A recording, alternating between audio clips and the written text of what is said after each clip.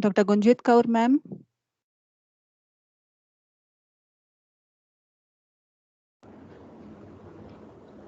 Yes, I'm here. Good afternoon, ma'am. Good afternoon. Very good afternoon to and all. So I would like to welcome all again for the second session of the day. So this session will be taken over by Dr. Gunjit Kaur, ma'am. So Dean of School of Management in Presidency University. So welcome, ma'am. I would like to welcome you by briefing out to the participants. Good afternoon, all participants.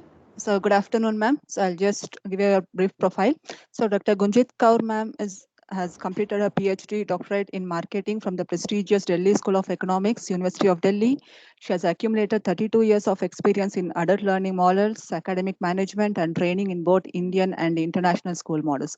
So being in executive management team, she is a strong administrator and has demonstrated her skill to deliver in areas that require a multidisciplinary integration, pedagogical intervention, quality assurance, and diplomatic in handling of the dynamics. So she completed her doctorate with UGC scholarship, and her PhD-based book has been recognized by Parliament of India. She is an editorial board, is a reviewer, and has published in several reputed journals.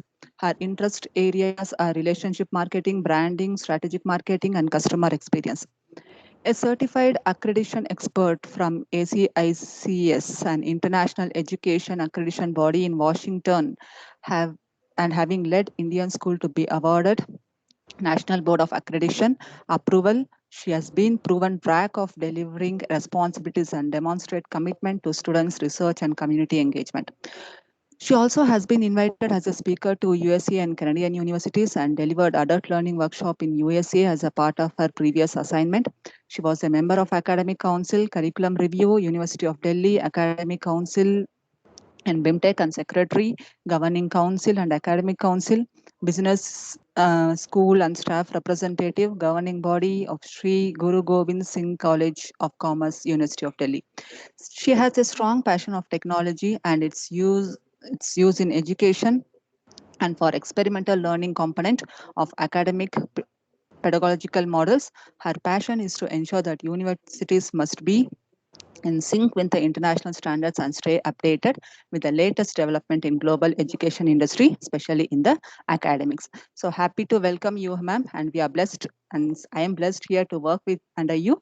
Thank you, ma'am. Welcome again to the and again. Thank you so much. Thank you so much for this glowing uh, qualities you have attributed to me. Educational qualifications I have, I know. So, Thank you, ma'am, and I'm yes, blessed good to working afternoon. to you. And again, Sorry? welcome to all. Yes. Yeah, okay, ma'am. Over to you. Carry on. Yes. Good afternoon, all. Thank you for being here. Thank you for taking your time out for these past 5 days. And thank you for being here for listening to me. I know you have been through a lot of sessions, and I hope you have enjoyed the sessions and you have learned, you have picked up. It was a totally hands-on session, and I'm very happy that Dr. Shukla and his team has, endeavored day and night to ensure that this FDP is a success, because we all define success at SOC, SOM, and me being the dean of both.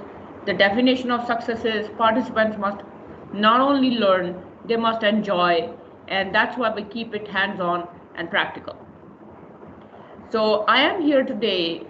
I have not brought, any kind of presentation. I may take you through some websites, but presentation I have not brought because that's not my style. I have never used presentation in my whole life. Even when I taught in the US, that's one thing I learned from the US. Presentations are mailed to the student, and the classroom is for interaction and learning.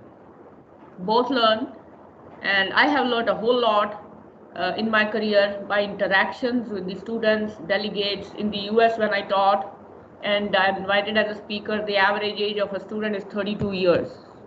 So maximum age was 50, 55 in one class, I remember, and the lowest age was 28. So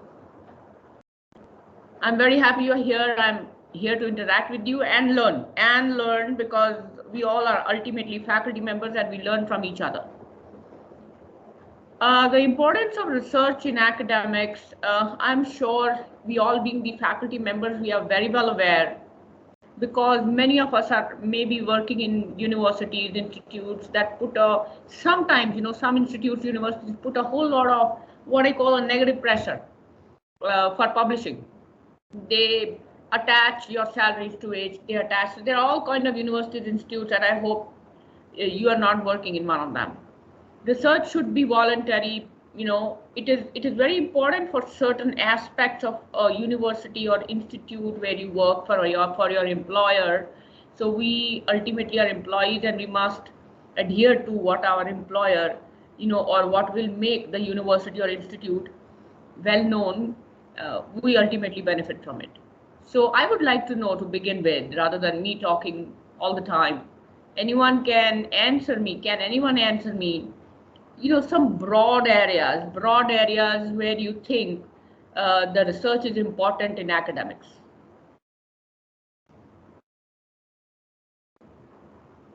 You never know, I may also learn. Some broad areas, anyone, please feel free to unmute yourself and answer and reply. Anyone, that can hint at, or go ahead, even if the answer is wrong, I mean, who cares? It's not as if, we are teacher student. So can anyone tell me the areas, or, 2-3 of you can tell me areas where research is very important, the reason why research is important in academics? Hello, ma'am. Good morning. Good afternoon. Good afternoon. A little louder, please. Yes, ma'am. Am I audible now? Yes, you are audible. Am I talking to Jasveer? Yes, ma'am. Yes, All ma'am. right, Jasveer, go ahead. Ma'am, I think while considering today's scenario, I think a lot of research and good quality research is required on online learning, especially uh, at the school level. How much students are gaining, what are the difficulties they are facing. I think this is the major area and most relevant, also most important. For research? Yes, ma'am. All right. Actually, my question was that why do we say research is important in education industry? One reason, from what I understand, correct me if I'm wrong, what you have indicated is that faculty members can pick up those areas that are important, have national importance, or an importance to the society as a whole, and research on that to provide solutions. Am I right? Yes, ma'am. All right, so that's one reason why research is important in the education industry. Anything else? Anyone else? Yes, please tell me. MA, all I see is MA raising hand. Please go ahead, MA. I don't know your name.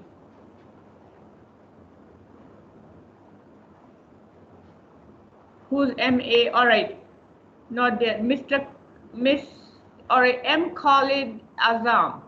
You have also raised your hand.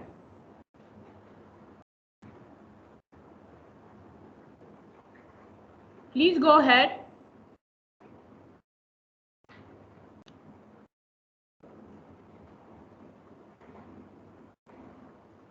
Please go ahead, Khalid.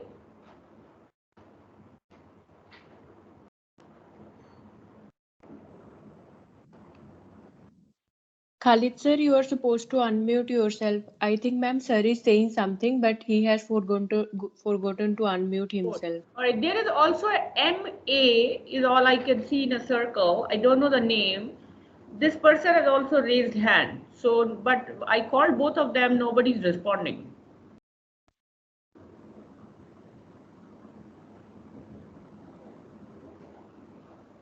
Do I have to do something because I'm the host? Do I have to allow participants to?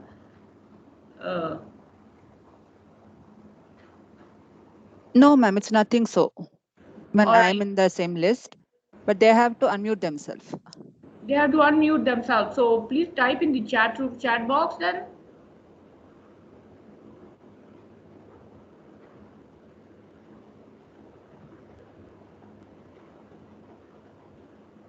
So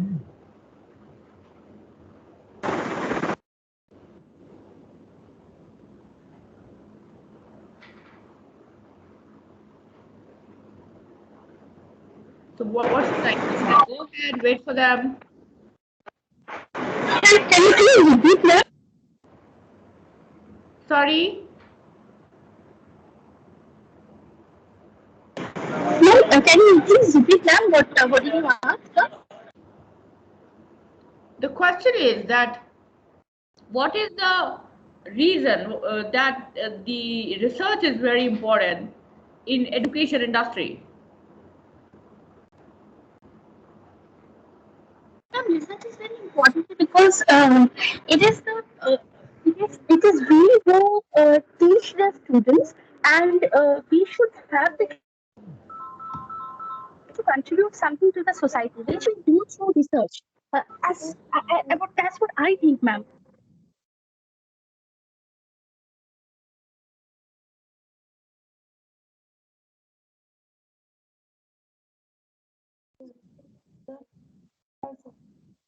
Am I audible, ma'am? Left the meeting. Dean ma'am.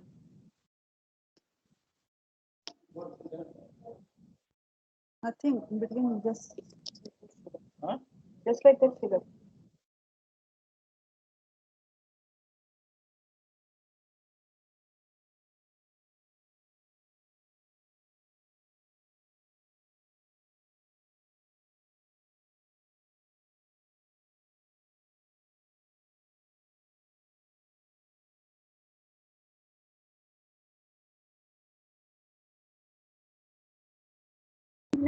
Nothing is audible actually.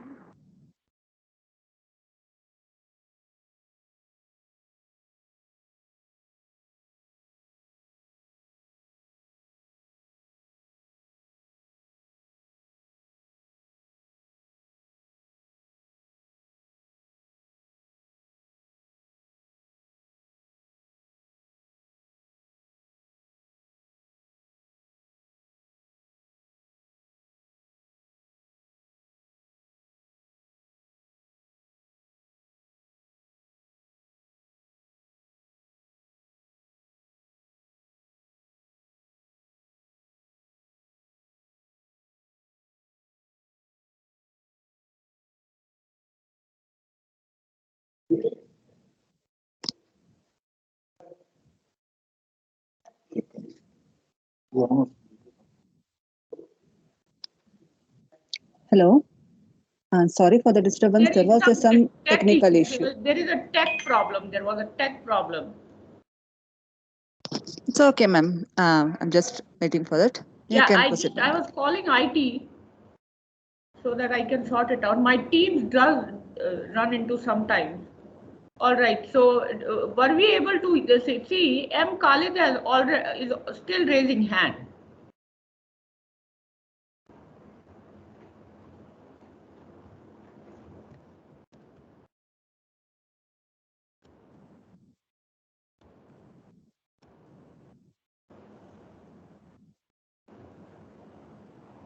All right. I was asking about the reason why research is important in academic industry. One reason that Jasmeer gave me was that because faculty members are best placed to research in certain areas, there are certain areas that are typical to education industry, like students and their problems that only faculty members can research in very easily.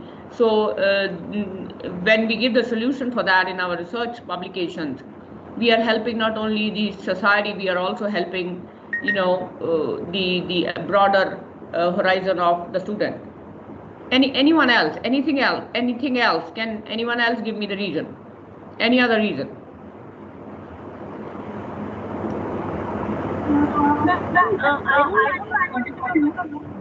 Sorry, I can't. Ma'am, can you please be a little louder? Can you hear me, ma'am, now? Yeah, it is Deepa Shri, right? Yes, ma'am, this is Deepa. All right, please go ahead. What I feel, Deepa, what I feel is that, Yes, ma'am. What I feel is actually it is the faculty members who are directly involved with students, and it is we who can generate interest in them for research also. Because research is, it has great potential for adding something to the society, some positivity to the society, solution finding for the society. So if we faculties are involved in research, we can help the future generation on whom we have high impact to be involved in future researches as well, wherein together we can bring some change in the society. All right, that's great. So second, what you are saying is training of students so that you can generate the love of research in them, right? And that is for the betterment of society. Yes, ma'am. Yeah, okay. Yes, ma'am. All right. Anyone else? Why is research important to education industry? I'm assuming all of you are faculty members. What are the reasons? Two very good reasons came out. Anyone else? Why as a faculty member, why do we publish? Why do you guys publish? I'm sure many of you would have published, papers. Why have you published? Why have you published? Who will come out with the reason? Why have you published your papers, whatever papers you have published till now? Why have you published those papers? To share the knowledge. All right. So Siripriya tells me to share the knowledge. All right. That's another reason. Any other reason? I am sure all of you have heard of the word accreditations. Anyone? Can anyone tell me what is that? Accreditations. Ma'am, it's about institute. The NAC team accreditates the college based on the publications that the Yeah, so what is this accreditation? faculties make.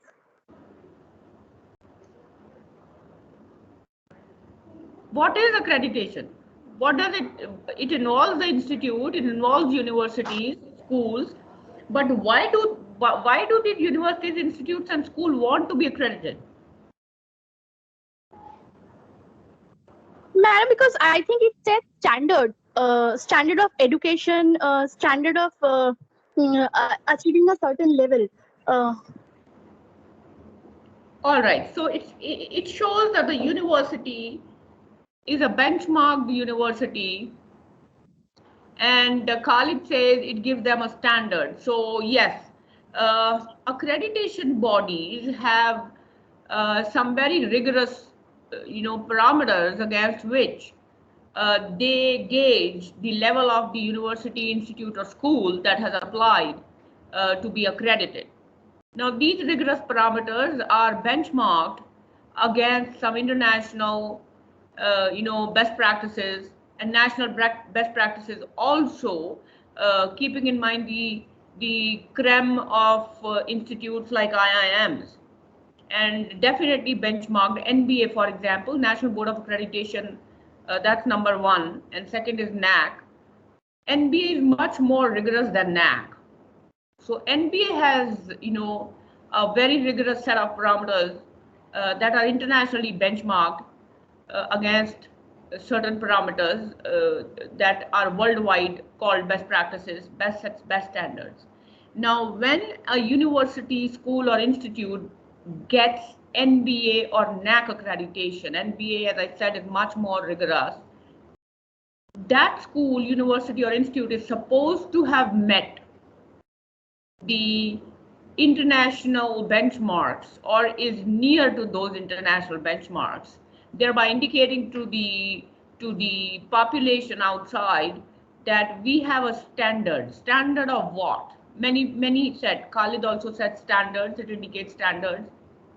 2-3 other have typed in the chat box. It indicates standards. Deepashi, you said standards. What do you mean by standards? Standards of what? I am saying international benchmarking. International benchmarking and standards of what? Of what?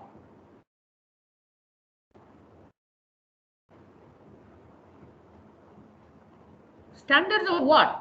Standards of faculty members, they are coming from, what is faculty standard? Yes, what is that? All right, who's that? Pushpender. All right, Pushpender. Pushpender, ma'am.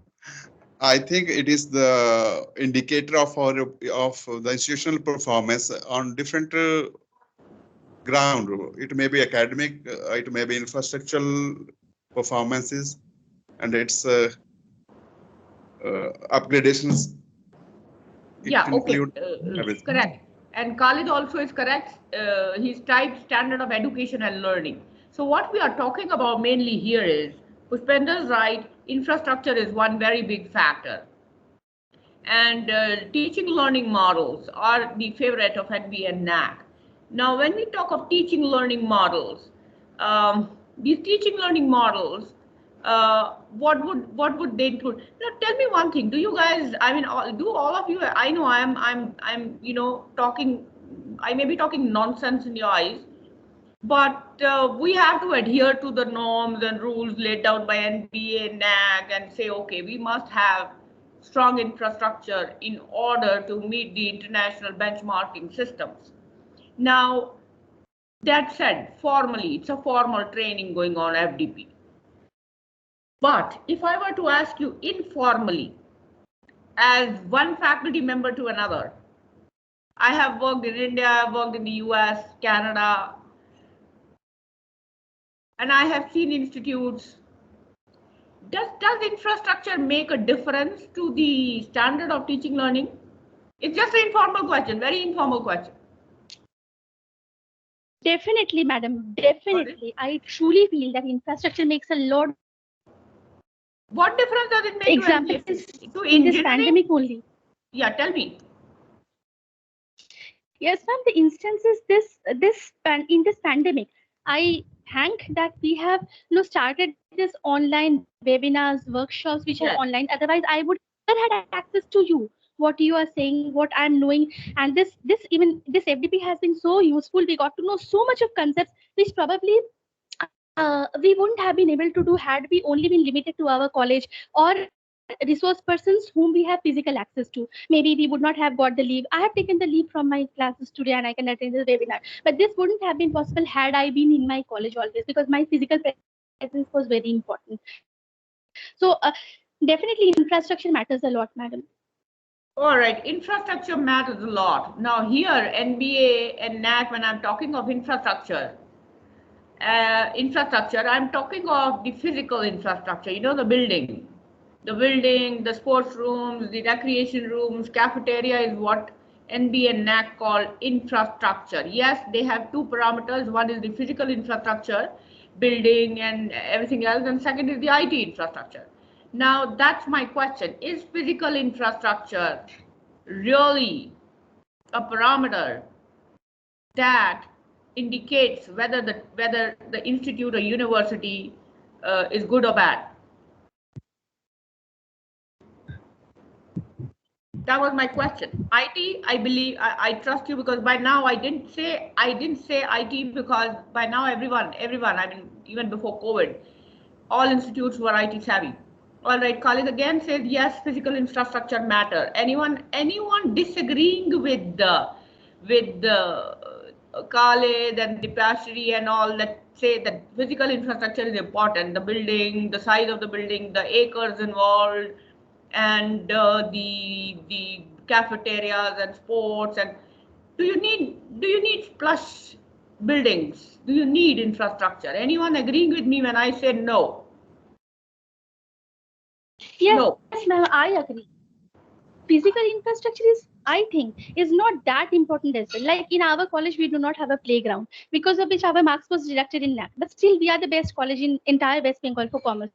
Why? Because maybe we are not focusing on playground and students to play, but at least they are focusing on academics, that what they have to do. So there are some physical infrastructures which I feel we can do away with, which NAC prefers, or Do you think you gives need markings to I mean, special.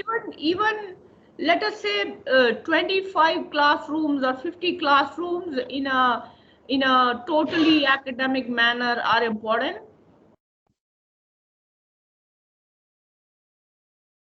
Physical infrastructure, as far as I'm concerned, yes, college is the intellectual capital. I 100% agree with you. It is the faculty members. Imagine a 100-acre campus, imagine building plush interactive boards, digital boards, you have the state-of-the-art technology, you have all the artificial intelligence in place. Imagine a faculty member standing in front of you going on and on and on and on and on, not even bothered whether the student is learning or not, replicating the textbooks that the faculty member has memorized. Would you like it? Would you like to sit in that infrastructure? Or would you prefer a small room, a small vertical building, a small room, 25 students in the class rather than 250, a faculty member with a strong corporate and academic background, talking to you one-on-one, explaining to you the best practices of industry, correlating it with the course, with the subject, with the topic that the faculty member is teaching. And the room just has 25 chairs, one whiteboard. If you want to show presentation, please borrow the projector. Get your transparency sheets. Please borrow, or you can access internet, download from your email and show it to the students. What would you prefer? Will you remember in this classroom, will you remember where you are sitting? In this classroom, will you ever remember what is outside, what is happening?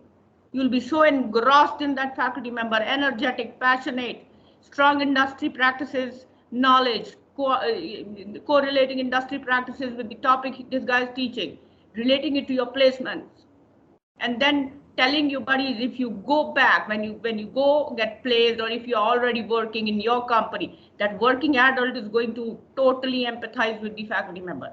That guy, the student who's going to get placed are going to say, wow, I already know what's going to happen to me.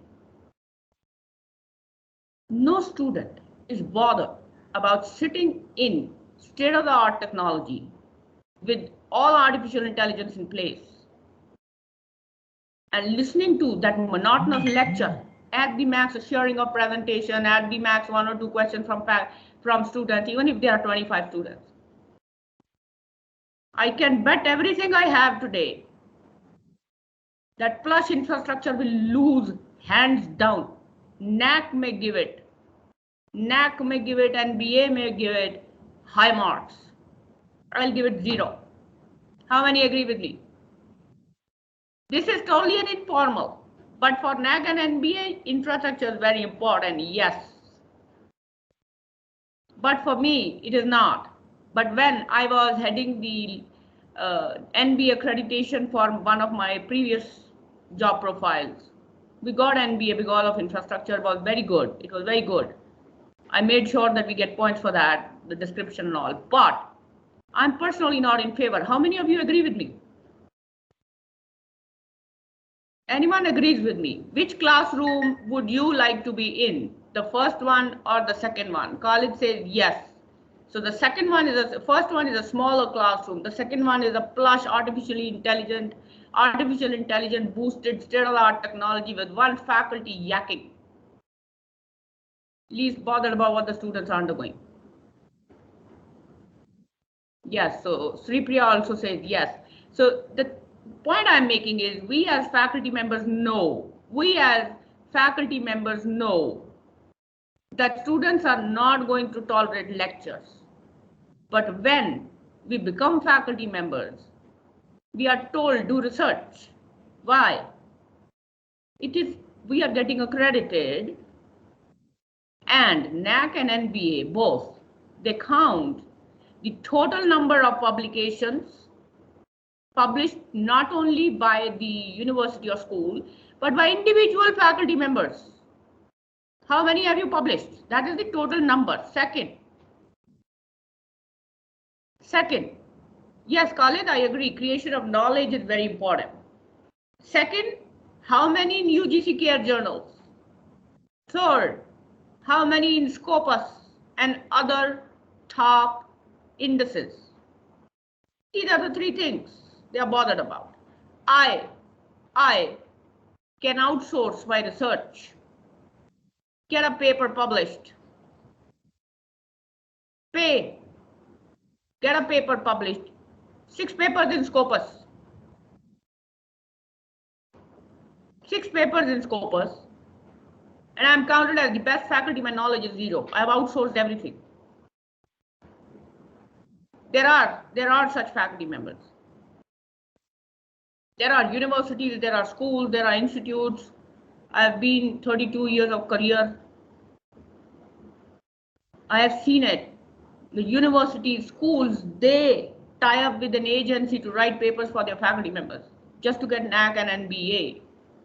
So where I'm coming from is, if we do research, we must do it ourselves.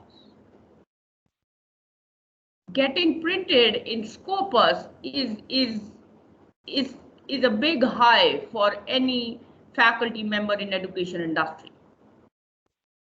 Scopus, ABDC, these are the aims of, every faculty member. NAC and NBA also, it is here that both merge. The NAC and NBA also give high points, not only to individual faculty members, but to universities and institutes that are getting accredited, that have faculty members that have published in ABDC and Scopus journals. UGC CARE also counts. So the number and the quality of the paper is very important to accreditation and should be equally important to faculty members. That is what makes a good faculty member. You are putting down your knowledge, creating something new out of that knowledge, out of that data, and creating models as solutions to the problems. And you are printing it for the public to see. You're giving solution. You are the solution makers of the world. So research must be taken seriously. It's serious research. And that is the reason why it is important. Number one, it's a repository of knowledge that you have created. It's your copyright. And you can do with it whatever you want. You can approach industry that you have done this solution. Can they please accept this solution? Can they implement it? You can ask for funds from the industry. You can do anything with that.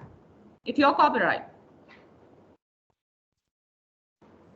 So the point I'm making is that it is not only important for NAC and NBA in accreditation, it is very important for faculty members. It boosts up your CV. It boosts up your CV very, very, this thing that your CV gets boosted if you are Scopus ABDC, if you are UGC CARE. But we have to be very careful. There are many journals that are fake journals listed. Many websites say indexed in Scopus when they are not. Many websites say UGC CARE, but if you visit the UGC CARE website, they have a separate list of cloned journals. So people get published in cloned journals and say that I am UGC CARE. In fact, good universities, institutes, schools, they are very careful about incentivizing. They are careful that they have a policy that incentivizes for publishing. Big incentives. If I were to name, let us say, premium institutes like IIMs, like MDI in Gurgaon, Management Development Institute, Symbiosis, SPJAN. I mean, in India, there are hardly, you can count on your fingers. Their research incentive policy is so good, so good. In MDI, for example, at IIMs, for example, in MDI, for example, you present a paper in an international conference that has a journal where you will get published in an ABDC or Scopus. You get 100,000 rupees as an incentive, plus go and do presentation there, your airfare and stay is covered, and the conference fee. That's called making faculty committed and serious. So it's so important for and MDA is not seeking accreditation, it's not doing anything for the goodwill, for being in one of the premium class in India. for having committed faculty members, for ensuring that faculty retention. These are the main reasons why research is important in education industry. In MDI, faculty members don't get salaries for 2 years sometimes. Sometimes for 2 years together, can you believe me? Because of director. If there is no director, if there are 2 years, faculty members not got a salary, but he has made so much money in publications, not bothered. And after 2 years, they get all the areas. It's not that they don't get. So these are the reasons, prime reasons why research becomes important in education industry. Number one, without physical infrastructure being plush, without IT infrastructure being state of the art, just a handful of these kind of faculty committed, highly intellectual faculty members can take the entire student set, can take the entire university way up without any infrastructure. That's why I personally don't give much importance to infrastructure, but accreditation does. I would always place more emphasis or give higher points to faculty members. And that's what accreditation bodies also do. The maximum, NBA and NAAC, they have bifurcated the entire accreditation into 5-6 sections. And every section has subsections and subpoints that on which they measure. Faculty section, the teaching learning process, and the faculty, maximum points they have given. Faculty number 1 and teaching learning process number 2.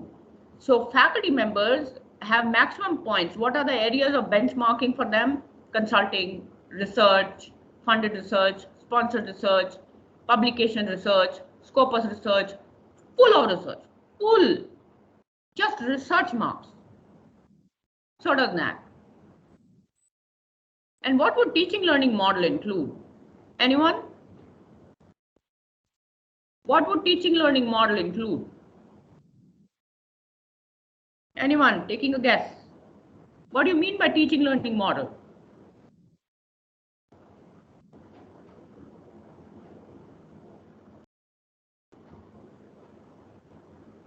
Ma'am, I think teaching learning model includes what sort of teaching we are using in the class, what special attention, how we are organizing everything, how we are giving special focus to those students who are not very good, what strategies we are following in our teaching. All right, Khalid said teaching according to the students' standards. Okay. Anyone else? What would teaching learning model include? One, according to Dipashree, is the way of learn. It's the way of tools that you use, right? Am I right, Dipashree? Yes, ma'am. Whether we are using flipped classroom, how we are citing the case studies, how we have prepared for the classes, what strategy we are using, how special attention we are putting to those weaker students. All right, that's pedagogy, right? That's pedagogy. So pedagogy is definitely a part of teaching learning model. And Khalid says, as per student standards. Now, Khalid, I would like to disagree with you on this point, because if you are going to teach as per student standards, then those institutes or schools that are, that have below average students, if you teach according to their standard, they will remain below average. They will remain below average. So we need to pull up the students. So therefore, we cannot teach as per the student standards. And Dipashree, you were talking about pedagogy. That is definitely a big factor in the teaching learning model. Teaching learning model. Why am I talking of teaching learning model? In FDP, where my talk is on the importance of research in academics.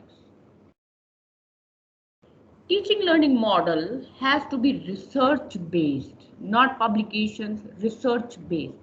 You need to benchmark. You need to understand the best practices of teaching various institutes.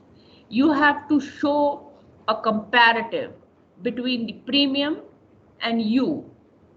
So if you take New York University, NYU or Harvard as your benchmark, if you take in India, you take IIMs as your benchmark, where are you in comparison to that? So if, for example, number one, how do you compare as far as your program outcomes are concerned with the benchmarked institutes? I am sure, just in case anyone is not familiar with the words PO and CO. How many of you are not familiar? How many of you are familiar with the word PO, that is program outcomes, and CO, course outcomes? No one? We are familiar, ma'am. Sorry? Yes, ma'am. You are familiar, all right. Can I know what it is? I cannot pronounce your name. The last name is Ramesh. KR is all I see.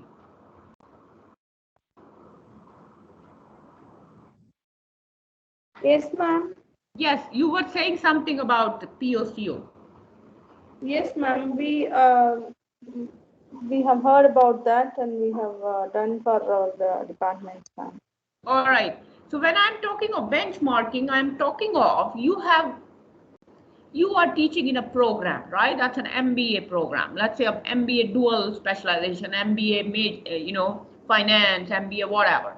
That's a program. Every program has some outcomes. Those outcomes have to be correlated to vision and mission. Every university's website, you will see this is our mission, this is our vision. It's a trend that started with accreditation. Otherwise, they didn't have. Now, when you benchmark with IIM POs or Harvard's PO or whichever is your benchmark, how are your program outcomes, how are your program outcomes comparative or compared with where are you when you compare with the program outcomes of MBA dual or MBA finance with these benchmark universities, benchmark institutes? Where are you? So the word that we use is do some research, get some data, gather data, assign some points to each of these benchmarked institutes POs, take your own, assign comparative points to your own POs, gather data of 4 to 5 benchmarked institutes, collate the data, do some factor analysis of that data, and then give yourself the points. My teaching learning model's first priority stands at a 4 out of 10 when I compare it with IIM. That is 10 out of 10, let us say, assume 9 out of 10, whatever you want to give. So that's called research. That's called the importance of research. The words in teaching learning model, every single thing that the teaching learning model is based on, whether it is the outcome-based learning, whether it is the pedagogy. All right, so Deepashi said PPT, flipped classrooms. Why do you have to use that? Why? Suddenly because it came to your mind or there is a trend or whatever. No one will accept it. Here lies the importance of data, research, factoring it, giving it points, and proving your case of utilizing a flipped classroom in your classroom or in your university by saying, okay, buddy, look, my teaching learning model is based on these outcomes. It stands at a 6 as compared to 10 of IIM.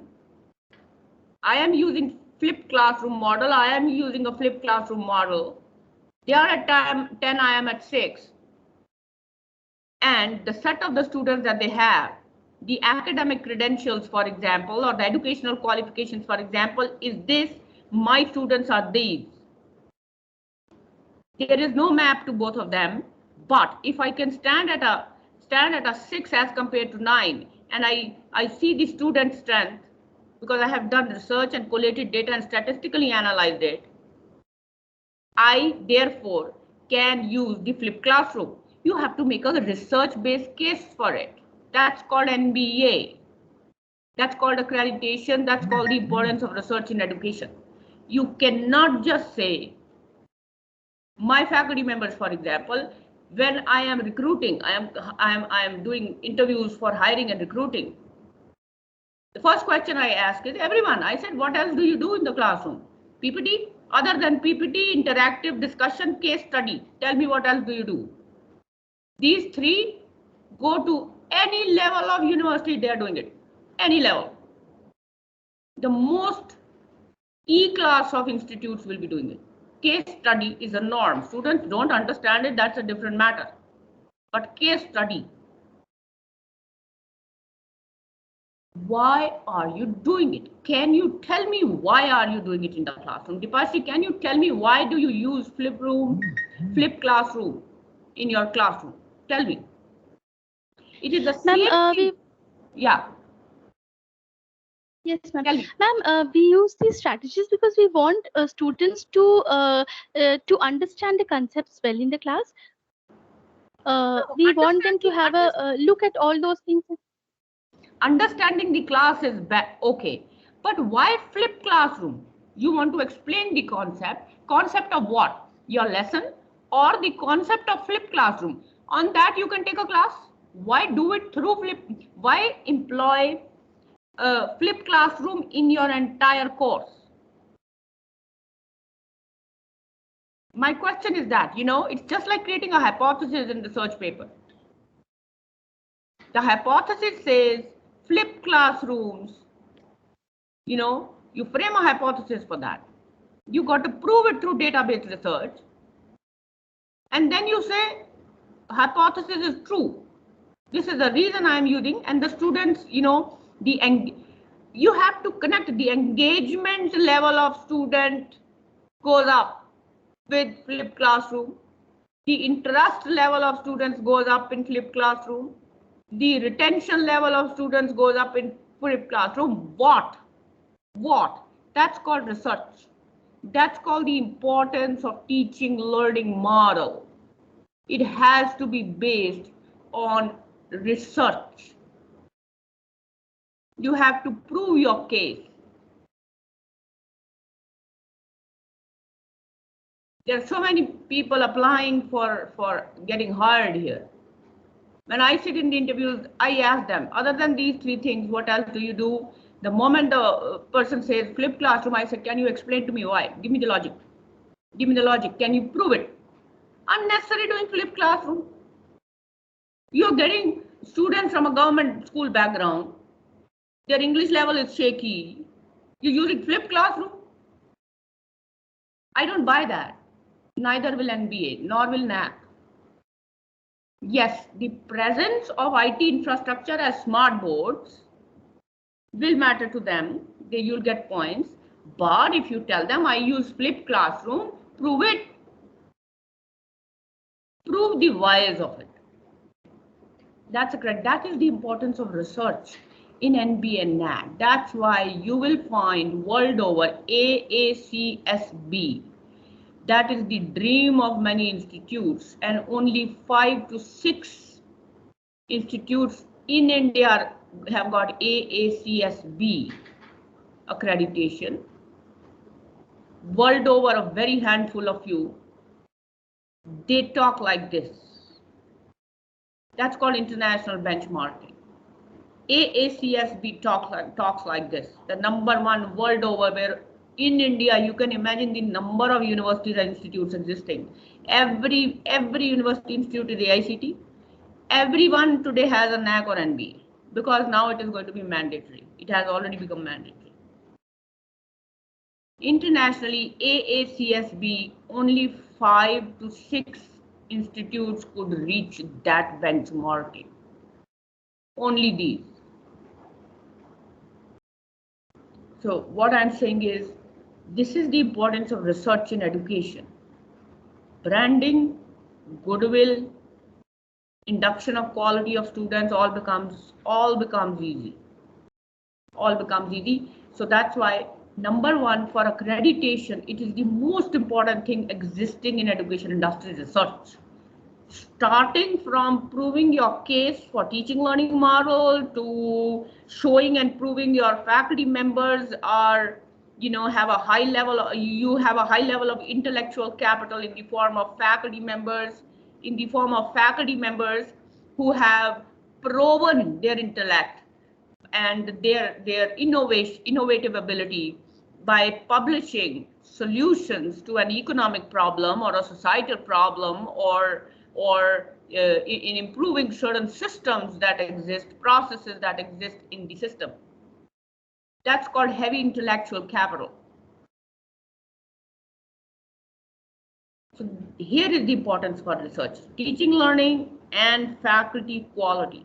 When we talk of faculty quality, we got to prove faculty quality. Educational qualifications are no proof today. PhD from now onwards is a mandatory degree. What is the difference then?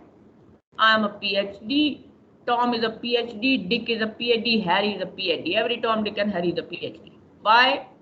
It is mandatory in universities to have a doctorate from now onwards.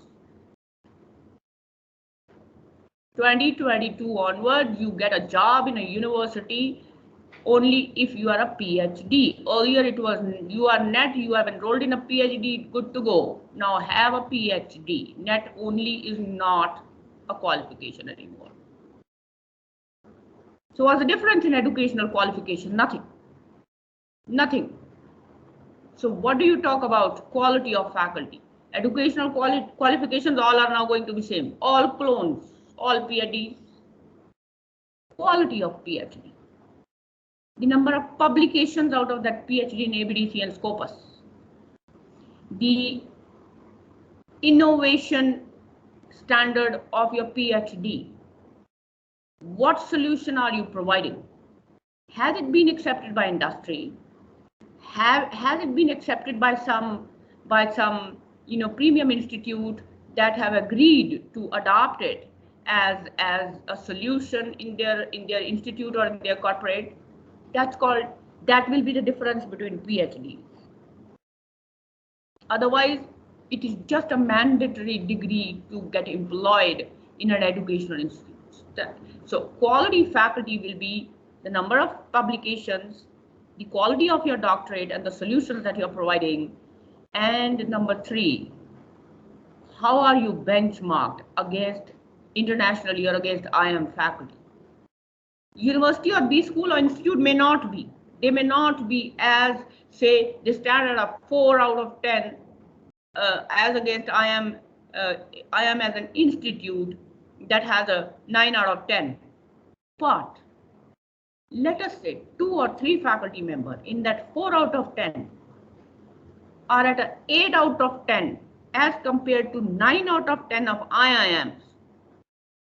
This institute is going to get accredited, even if it is at a 4, just because of those 3 faculty members. That's called intellectual capital. AICTE is giving permissions to everyone. 3 rooms, some chairs, some tables, 1 or 2 boards, you are AICTE. So where lies infrastructure? It's the intellectual capital. It's always the faculty members. Maximum marks, you pick up any NAC, NBA, kind of their booklet, see the marks, maximum 200 marks straight to faculty, 200 marks straight to teaching learning model. You ace these 400, the rest is so easy, infrastructure, and in corporate interaction and student events, everyone does it. It's always the intellectual capital, and that intellectual capital any university institute can create solely on the basis of research, solely sponsored research. That's what I was just saying. You have got published, you have given a solution, you have done a doctorate, given a solution. Has any industry member, any corporate accepted or funded you or have you got any funded research project from any company or any government or anyone, goes to show your intellectual capital or research capability.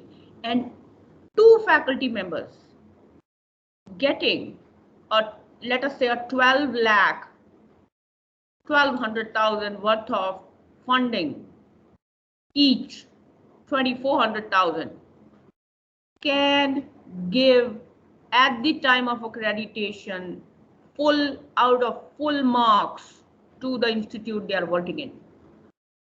25 lakh is equal to maximum marks, and out of these 200, this sponsored research has maximum marks, maximum, just on the basis of 2 faculty members who have got the sponsored research. Entire institute gets maximum marks in that, because why? The amount is maximum. And what is the intellectual capital of the institute?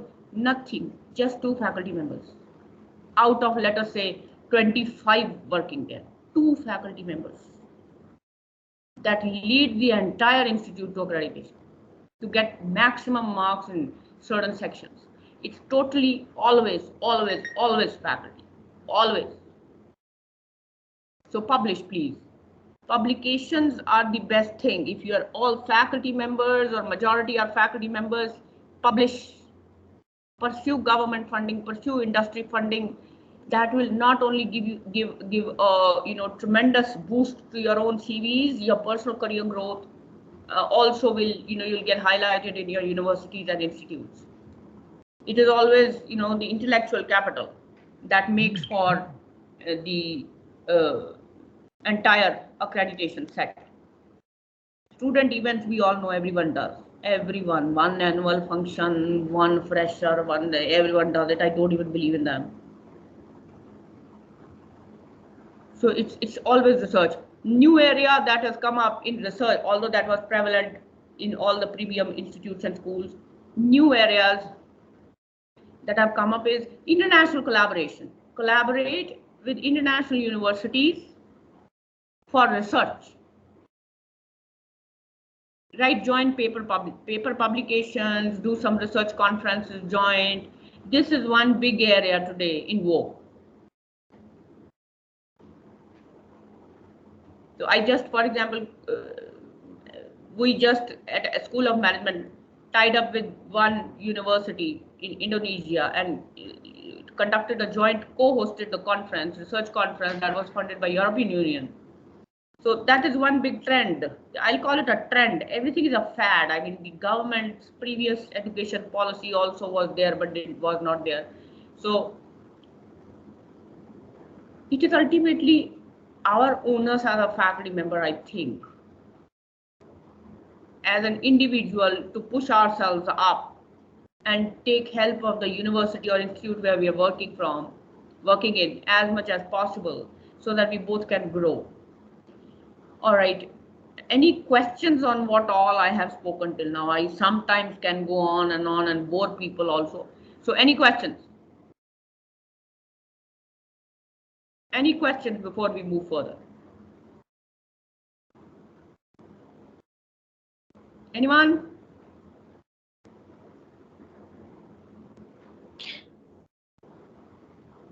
Yes, Deepashri, you are going to ask? Ma'am, I accept everything. Yeah, I have a call from Vice Chancellor. Can I? Yes, yes. Yeah, Sure, ma'am, sure. Just 2 minutes.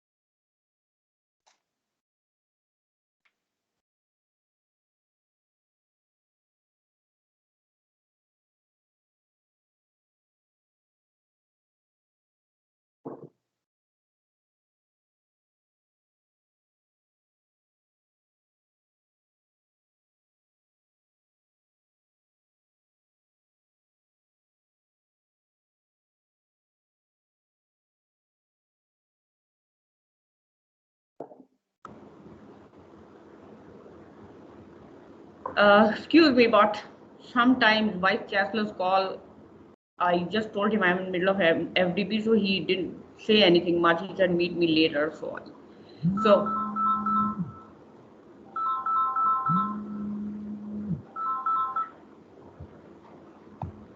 okay.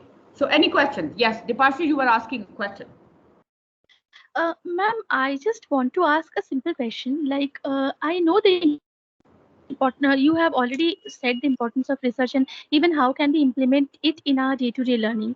But ma'am, when it comes to teaching the undergraduate students, especially those who do not have much of research bent of mind, neither they want to acquire, because their target might be to get into corporates and work there just to know the concepts. Like suppose when I'm teaching accountancy, the core concepts of accountancy in undergraduate, first year or second year. So, ma'am, in this field, how is my research or the publications that have come up is important, because they are mainly concerned about the concepts, what is depreciation, what is bad debts, what is all these financial concepts, so that they can implement it or they can learn about it, crack the interviews which the corporate worlds ask, and then take it. Like a small example I'm giving, that I have worked with PwC in the transfer pricing department for around 5 years. Now, in our masters we had a paper of transfer pricing. Before interview I just looked into all the concepts, and I revised everything, went for the interview, I got qualified and went there. So in this case, ma'am, how can I relate research with those students who are mainly interested in getting a jobs in the corporates and understanding the concepts so that they can put it? Yes. Yes, ma'am. Understand the concept so that they can use it in their interviews for the corporates. So how will I fit research here, ma'am? Yes. The concepts, for example, over time, over time, the concepts have changed. Have they not? The way of accounting, way of taxation, for example, the way of accounting, the way of, maybe writing off depreciations, although the base methods are same, but various changes over time have happened, have occurred in the accounting practices. Yes or no? Yes, surely, ma'am. Yes. So research publication by undergrad students on this, for example, this is just one of the examples, on the pick up any concept, depreciation practices or taxation practices, or let us say fixed cost practices, or current asset definition and practices. How have they evolved over time?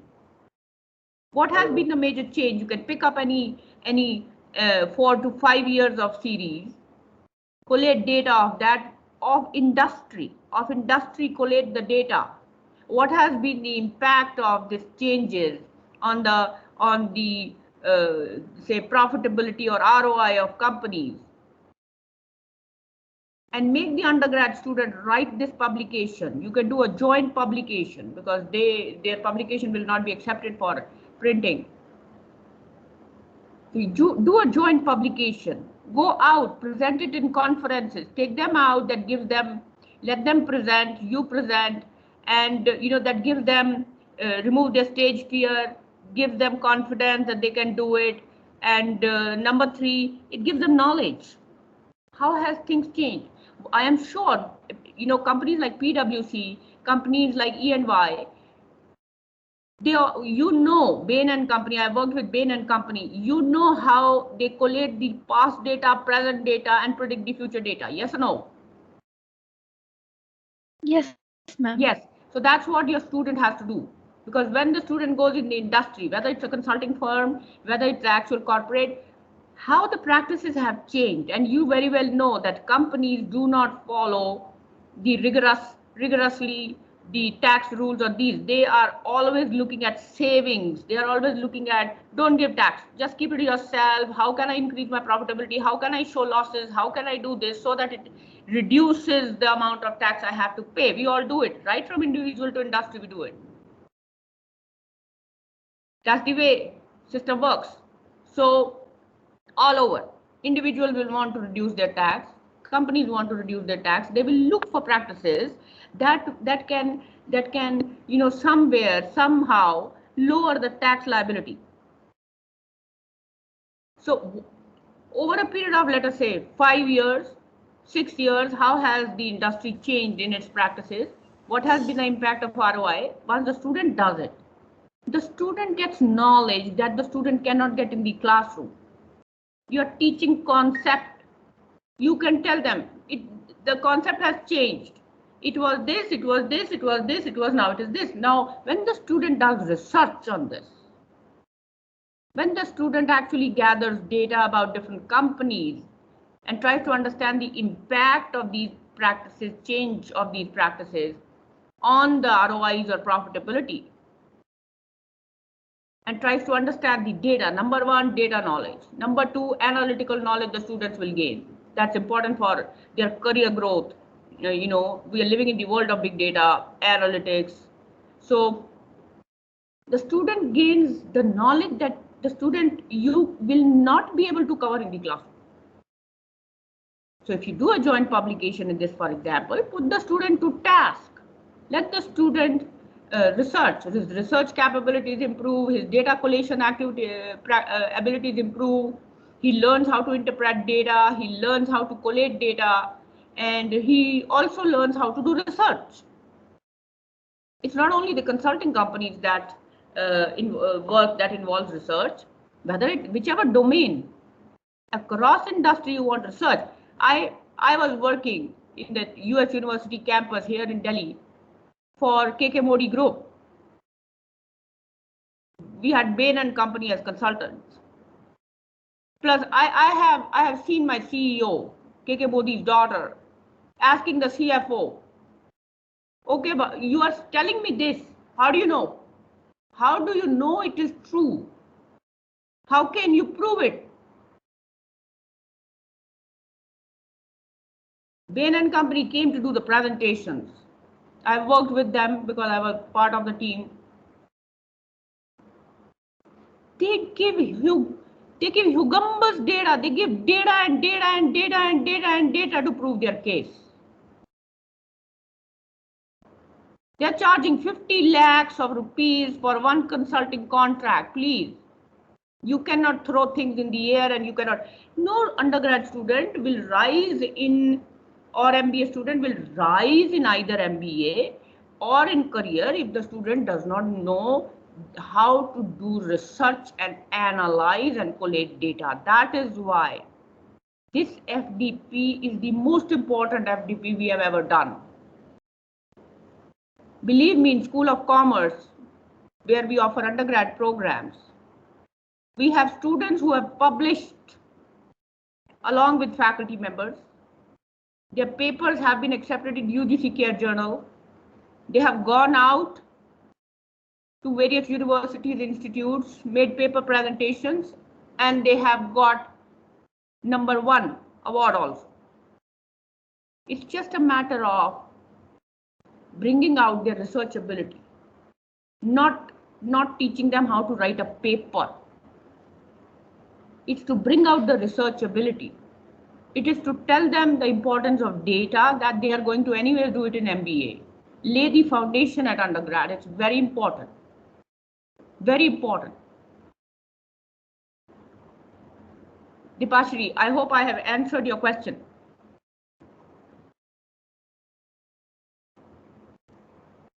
Dipashri? Yes, ma'am. Sorry, I couldn't Yeah, I hope I have answered your Yes, question. ma'am. I have understood. Thank you so much. Yes, ma'am. Yes, ma'am. Thank you so much. Anyone else? Yes, Praveena, you want to ask something? No, ma'am, not. All right. Anyone else, please? All right. So what we have understood is that the most important reasons for the importance of research in education industry. #1, for you, it is supposed to be the most important thing that is going to make you rise in career till the level of vice chancellor. If you have not done research, the rise is difficult. If you can have quality publications, funded research in your name, the rise is very easy. And let me share one thing also with you. This FDP has focused on data and analytics of data, right? Discriminant analysis, X, Y. Very important. I have another thing to share. I am not good in statistical, sophisticated statistical methods. I'm not good, and I openly declare it. I am very good with models. I make models in my papers that give innovative solutions. Based on the two models that I have got 2 patents. I learned one thing, and I learned during my MCOM days at D School, Delhi School of Economics. I'm not good in statistics. I'm not too good. I was the 2nd position holder in the entire Delhi University in my MCOM. I barely managed to pass statistics. And I will always remember, there is a faculty member, Dr. Khanna. He owns Voice, voluntary organization in the interest of consumer education. He was a faculty member. I went to him. I said, sir, I have enrolled in PhD, but I'm not good in stats. My domain is marketing, and I just eat, sleep, and drink marketing. I just love it. He said, then you decide. You want to be a marketer? You want to be a statistician? That did it. I said, no, I don't want to be a statistician. That's not me. He said, then when you do your PhD, when you publish, number 1, make sure you don't publish in low-level journals. Make it straight to the top with your first. And number 2, keep your statistical tools simple and in your doctorate, so that when you face the Viva panel, you are fully confident. You have not outsourced it. You have not given it to anybody else to do it. Then you have not mugged it up. You will feel you have done it yourself. That's what I did. I used only t-test and chi-square. Only these 2, the simplest of all statistical tools in my doctorate. I got a UGC scholarship. It was presented, I translated it into book. It was presented in the Parliament of India. And because it was based on Maruti Udyog, globalization had just started. I was way back in 1999. Passenger car industry, it was on that. On basis that Maruti gave me pan-India dealer trailing. Just chi-square and t-test. Because I faced the Viva very confident, very confident, very confident. So point I am making is, undergrads don't need to get into discriminant analysis or factor analysis at the undergrad level. Keep them to some t-test, keep them to some chi-square.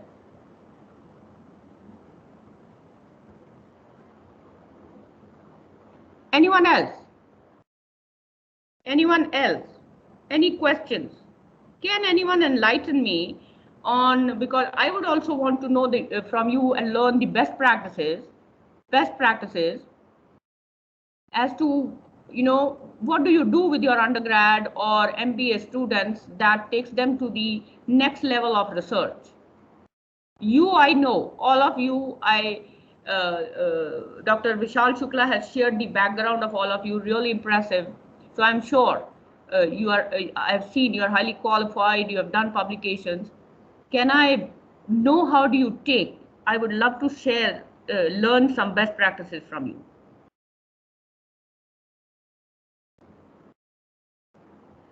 Any examples?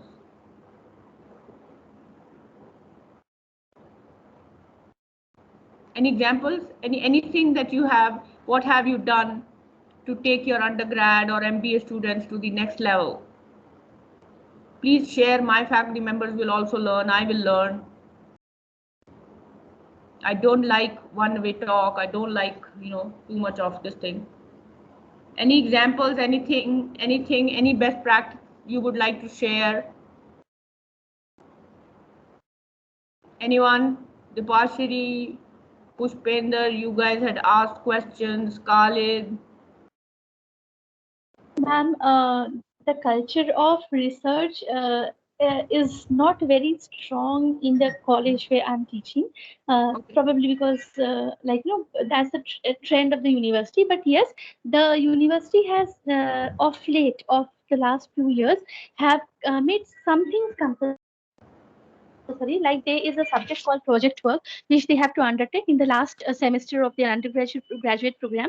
And our MCOM students also have a paper introduced, that is research methodology from this year itself, where they have to understand what are the different business research methods.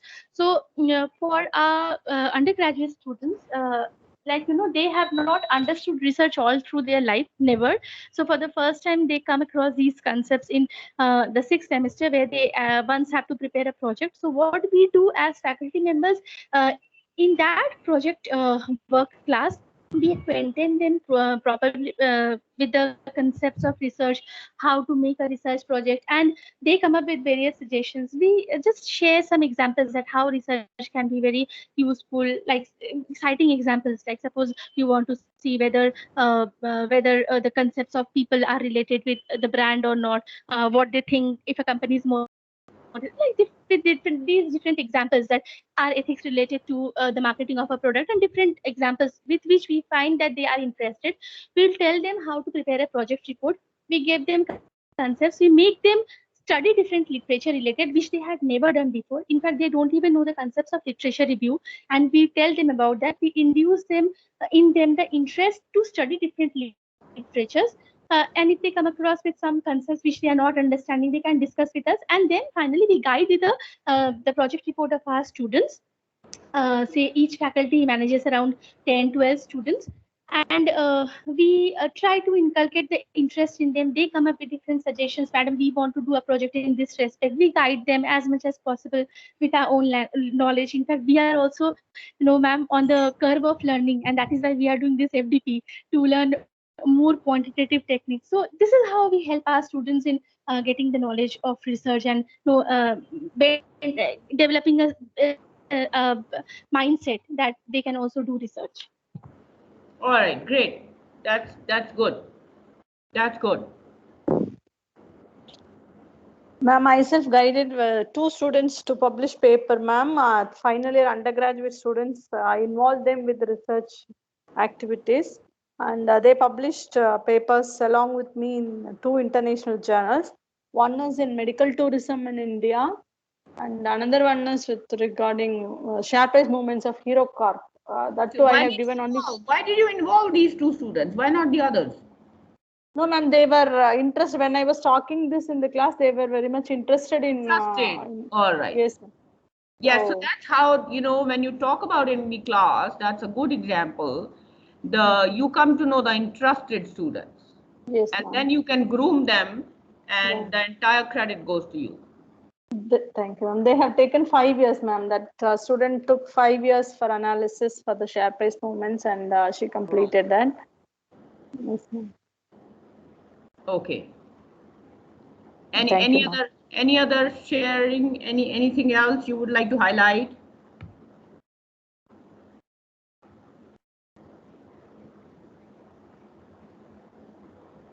All right, so I'm going to end the session here, give you guys also a 5-minute break before we wrap up. So I hope, whatever I have shared didn't sound like one-way talk and was not boring. I hope I know I learned by these examples, by the interaction, that, you all love to interact, so do I. And as I said, I don't believe in presentations, but if you want, I can always give it to Dr. Shukla, the presentation. He will mail to all of you with the content of what I have just spoken. And it was really a pleasure interacting with all of you. And I hope that I meet you next time when we hold another FDP. Thank you so much. Definitely. Thank you, ma'am. Thank you so much. Definitely, ma'am. Thank you so much for the wonderful session. Sorry? Ma'am, Ma'am, I know you are very busy, ma'am, and we are, your level is a lot higher than us. But ma'am, can you please share an email address? Because if ever we want to, get in touch with you, or maybe write a research paper with you, and if you feel we are worth of it, we can get in touch, or we can get your guidance, ma'am. You can stay in touch with me even if you don't want to write a research paper. You're more than welcome to just say hi. I have no problem. I just Thank told you, ma'am. that I am the wrong person to write a research paper with. I told you I am next to nil in statistical tools. Ma'am, you are a lot higher than us. So if you give us some time so that we can get your guidance, I think that could also be great for us. All right, I am at Dean SOMDEA. I'm going to type it in the chat box so that all of you can.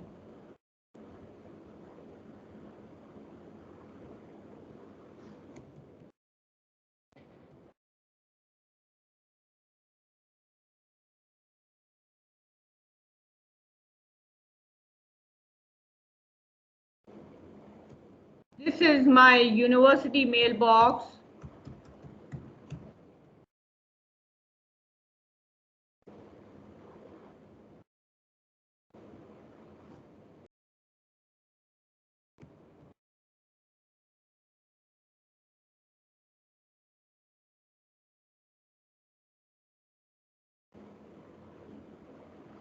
This is my personal mailbox. In case any one of you are free, more than welcome to say hi to me.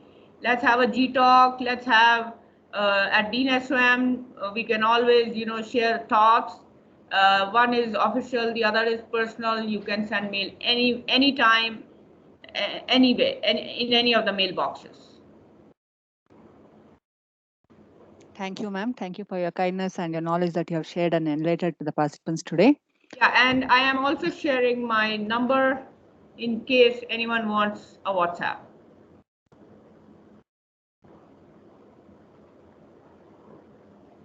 I don't pick up unknown numbers too easily, so I always avoid unknown numbers. Sometimes call center calls come, loan le lo. So WhatsApp me first. I think that would be a better bet, or text me first before calling. That's great, ma'am. Thank you. Thank you. Yeah, thank you. Thank you, ma'am. Thank you for your enlightening words and on the importance of the research. Thank you so much, ma'am. I also thank the participants. All right, thank you. So I'll leave. Sure, ma'am. Sure. Thank you.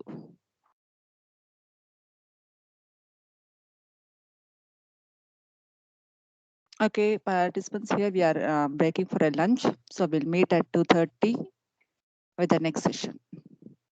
Thank you all.